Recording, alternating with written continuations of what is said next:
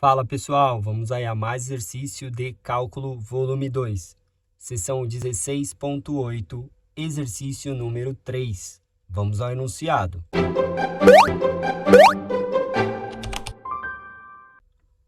Use o teorema de Stokes para calcular a integral dupla na superfície S do rotacional de f escalar com ds. F em função de x, y e z é igual a x² vezes z ao quadrado em i, mais y² vezes z ao quadrado em j, mais x vezes y vezes z em k.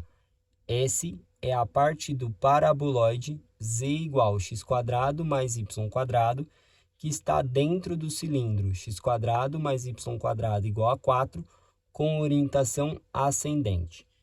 Bom, então temos aí que o objetivo do exercício é calcular a integral dupla na superfície S do rotacional de f ds, utilizando o teorema de Stokes. Então vamos aí ao teorema de Stokes, que diz: seja S uma superfície orientada suave por partes, cuja fronteira é formada por uma curva C fechada, simples, suave por partes, com orientação positiva. Seja F um campo vetorial cujas componentes têm derivadas parciais contínuas em uma região aberta de R3 que contém S. Então, a integral de linha na curva C de f escalar com dr é igual à integral dupla na superfície S do rotacional de f escalar com ds. O objetivo do exercício é calcular essa integral utilizando o teorema de Stokes. Então, o que vamos calcular é esse lado do teorema, que é a integral de linha na curva C de f escalar com dr. Então, primeiramente, precisamos encontrar o vetor R. E para isso, vamos aí fazer a representação da superfície S, que é a parte do paraboloide z igual a x² mais y², que está dentro do cilindro x² mais y² igual a 4. Então, temos aí z igual a x² mais y² e x² mais y² igual a 4. Então, temos a intersecção entre essas duas curvas, vai ser z igual, pegando aqui, ó, x² mais y², a gente tem que vale 4. Então, vai ser z igual a 4, que é um plano. Fazendo aí o esboço da superfície S, para facilitar encontrarmos o vetor R. Então, a gente vai ter aí o eixo Z na vertical, na horizontal aqui o eixo Y, e representando saindo da lousa, a gente tem aí na diagonal o eixo X. Então, começando aí, representando a intersecção, que a gente sabe que vai acontecer no plano Z igual a 4, tá? Temos aqui, representando a base do cilindro no plano XY, é uma circunferência de raio 2. Então, aqui a gente representa mais ou menos 2 para o Y e representa mais ou menos 2 aí para o X. Essa é aqui a base do cilindro que está no plano XY. Tá? Aí a gente tem representando o paraboloide, ou seja, formado por duas parábolas. Se a gente zerar o y, a gente vai ter a parábola z igual x², ou seja, pegando aqui os pontos da extremidade, que é onde tem a limitação aí do cilindro, que é o mais 2 e o menos 2, a gente vai ter aí z igual a 4, que é exatamente a intersecção. Então, a gente marca aqui z igual a 4 e marca aqui o z igual a 4. Então, no plano XZ, a gente tem uma parábola que vem até aqui a origem e vai até lá o mais 4 para o z. Essa parábola seria z igual a x². Quando a gente zera o x, a gente fica com z igual a y². Aí pegando aqui os valores de y, que é mais ou menos o 2, também vai dar mais 4 para o z, que é onde é a intersecção, e mais 4 para o z, que é onde é a intersecção. Então, a gente vai ter uma parábola que vai ficar aqui no plano YZ, que é aí o que forma o paraboloide. E aqui na intersecção, a gente tem a circunferência, que é aí a limitação do cilindro, tá? Se a gente representasse aqui o cilindro, ó, representando aqui as constantes, tá? A gente tem que quem vai limitar o paraboloide é exatamente aí o cilindro. Aqui é o cilindro x² mais y² igual a 4. Aqui a gente tem que é o paraboloide z igual a x² mais y². Então, aqui, ó, a parte do paraboloide, tá? Que está aí dentro do cilindro é a superfície S. Então, aí, seja a superfície S, uma superfície orientada. Qual é a orientação? A orientação é que ela é ascendente. Então, significa se a gente pegar um pedacinho aqui da superfície S, ou seja, um diferencial ds, a orientação do vetor vai estar para cima, o ds, orientação ascendente. Então, temos aí suave por partes, cuja fronteira é formada por uma curva C fechada. Então, a fronteira aqui, ó, a gente tem uma curva que vai ser a curva C fechada, tá? Essa é a curva C, que é sim, suave por partes com orientação positiva, ó. Então, temos aí que S é ascendente, o que faz com que a orientação da curva C seja positiva, ou seja, no sentido anti-horário, aí a gente tem a curva C. Se a gente, então, pegar aqui um ponto da curva C, esse ponto ele é definido com coordenadas x, y e z, tá? E aí, então, a gente vai ter que, a partir da origem, é onde a gente traça o vetor posição aí da curva no espaço, que vai ser o vetor R. Esse vetor R, ele tem componente x em I, mais y em J, mais Z em K. Então, se a gente escrever aí esse vetor fazendo a decomposição dele, a gente vai ter aqui a componente Z, aí aqui a gente vai fazer a projeção aqui no plano, vai ter essa condição aqui, aí a gente vai ter ali a medida, então fazendo a projeção direita, né, que cai ali em cima da curva, e aqui é a medida. Então aqui a gente vai ter o x, ali a medida y, tá? Então, para facilitar a visualização aqui da decomposição no plano, vamos fazer a representação aí da curva na projeção no plano, que seria aí o y e o x. Então, a gente teria aí mais ou menos o 2 para o y, mais ou menos o 2 aí para o x,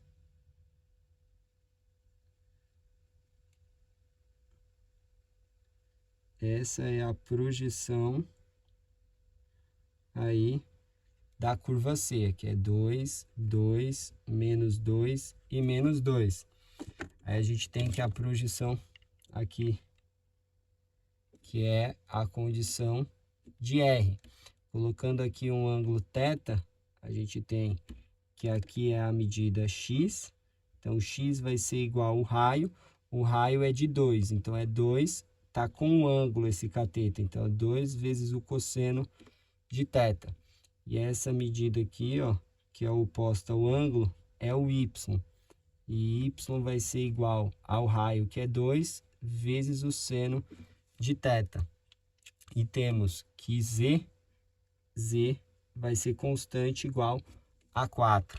Então, vamos poder escrever que o vetor R em função da variável θ vai ficar em x 2 cosseno θ i, aí mais em y vai ficar o 2 seno de θ em j, e em z o valor constante ali do plano, que é 4 em K. Então, temos aí determinado o vetor R, só que precisamos aqui do diferencial do vetor dr. Então, a gente deriva em relação à variável, que é o θ. Então, a gente vai ter que o diferencial dr em função de θ vai ficar derivada de 2 cosseno θ, derivada do cosseno é menos seno, então fica menos 2 seno de θ em i.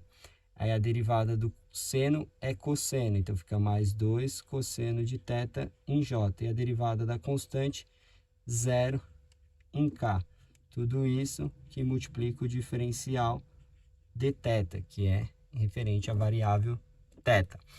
Bom, agora que a gente tem aí o dr, a gente precisa encontrar o vetor f. F tem que ser um campo vetorial cujas componentes têm que ter derivadas parciais contínuas em uma região aberta do R3. Então, a gente tem o f aqui, ó, x quadrado, z quadrado, tem derivadas contínuas. Y quadrado, z quadrado, tem derivadas contínuas. X, y, z tem derivadas contínuas, tá? Então, vale aí o campo vetorial f, né? Ele satisfaz aí as condições do teorema. Só que a gente precisa para calcular ele em função da variável θ. Então, a gente tem aí que f, que é função de x, y e z, que é dado por x ao quadrado vezes z ao quadrado em i, mais y quadrado vezes z ao quadrado em j, mais x, y e z em k. Então, a gente precisa escrever aí f em função da variável θ apenas, ou seja, x quadrado, o x é 2 cosseno θ, então ao quadrado fica 4 cosseno ao quadrado de θ. Z ao quadrado, z é 4, então fica 4 ao quadrado, isso em i. Aí y ao quadrado, o y é 2 seno de θ, então fica mais 4 seno ao quadrado de θ. Z ao quadrado, z é 4 ao quadrado em j, mais o x, 2 cosseno θ, 2 cosseno θ. Aí o y, 2 seno θ, 2 seno θ.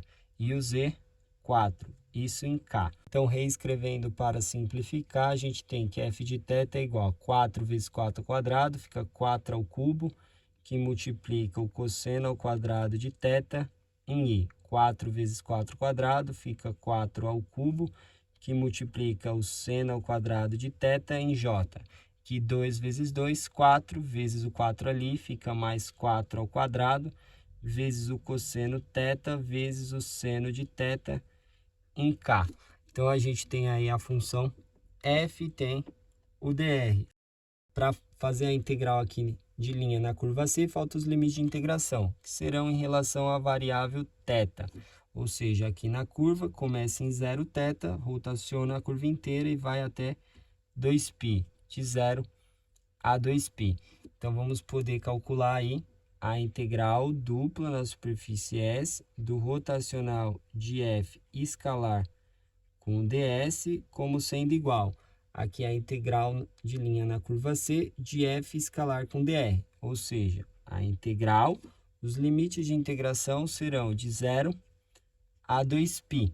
Aí aqui vou colocar para fazer o produto escalar, como aqui componente fx, aqui como a componente fy, e esse aqui como a componente fz. Escalar com o vetor dr, que vai ter componente rx, componente ry e componente rz. Tudo isso que multiplica o diferencial, que vai ser dθ. Então, a gente vai ter que vai ficar igual a integral de 0 a 2π, aí vai ficar fx que multiplica a componente rx. Fx é dado por 4 ao cubo cosseno ao quadrado de θ, que vai multiplicar a componente rx. Rx é menos 2 vezes o seno de θ. Aí temos fy, que vai multiplicar ry. Então, vai ficar mais fy, que é 4 ao cubo, vezes seno ao quadrado de θ, que vai multiplicar ry, que é o 2 cosseno de θ. E vamos ter fz, que vai multiplicar rz. Fz, aqui, 4 ao quadrado cosseno de θ vezes seno de θ, que vai multiplicar rz, que é 0, que vai dar 0. Então, tudo isso daqui que multiplica o diferencial aí dθ. Então, vamos poder calcular a integral como sendo. Aqui a gente tem o 4 ao cubo, o 2 nos dois termos, pode colocar em evidência. Então, fica aí 2 vezes 4 ao cubo, sai da integral. Aí, vamos separar aqui em duas integrais. Vou fazer a integral de 0 a 2π. Essa aqui é negativa, então vou colocar o sinal de menos aqui fora. Ficou o cosseno ao quadrado de θ, que multiplica aí o seno de θ. Aí, integral em dθ. E aqui temos mais a integral de 0 a 2π, que vai ficar aí o seno ao quadrado de θ, que multiplica o cosseno de θ, integral em dθ. Para fazer as duas integrais, vamos aplicar a regra da substituição para as duas integrais. Aqui eu vou chamar o cosseno de θ aí de u, então u é igual ao cosseno de θ. Aí deriva desse lado, a gente tem o diferencial du, vai ser igual a derivada do cosseno de θ, fica menos o seno de θ dθ. Se a gente pegar esse sinal de menos que eu tinha posto para fora e jogar de volta lá dentro, a gente vai ter que esse termo vai dar du. Se a gente trocar os limites de integração, para não precisar voltar na variável θ, a gente tem θ igual a 0, nos dá que u é igual ao cosseno de 0. O cosseno de 0 é 1. E se a gente pegar aí o limite superior, que θ é igual a 2π, a gente tem que u vai ser igual ao cosseno de 2π, que também é 1. E aplicando substituição aqui, chamando o seno de θ aí de t, t é igual ao seno de θ, deriva desse lado tem o diferencial dt, deriva o seno de θ, cosseno de θ, vezes o diferencial dθ. Então, cosseno de θ dθ aqui, vamos trocar por dt. Trocando os limites de integração, quando θ é igual a 0, vamos ter que t é igual ao seno de 0 dá 0, e quando θ for igual ao limite superior de 2π, vamos ter aí que t é igual ao seno de 2π, ou seja, 0. Então, a gente vai ficar aí que a integral dupla na superfície S do rotacional de f escalar com ds fica igual a 2 vezes 4 elevado ao cubo, que vai multiplicar. Aqui a integral vai ficar positiva. Aí temos aí o limite que vai ser de 1 até 1.